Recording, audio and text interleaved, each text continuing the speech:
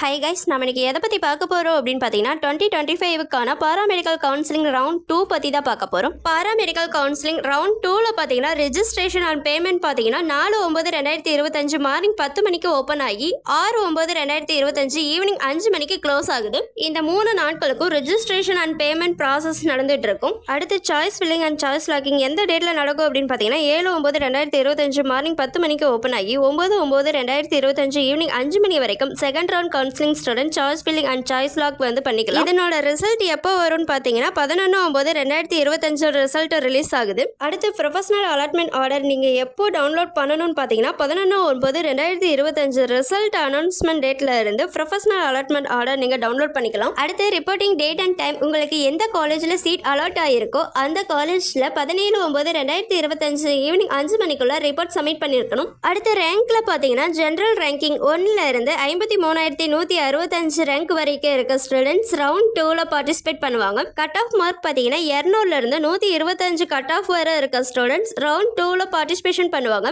இதுவரை சொன்ன இன்ஃபர்மேஷன் உங்களுக்கு யூஸ்ஃபுல்லாக இருக்கும்னு நினைக்கிறேன். தேங்க்ஸ் ஃபார் வாட்சிங்.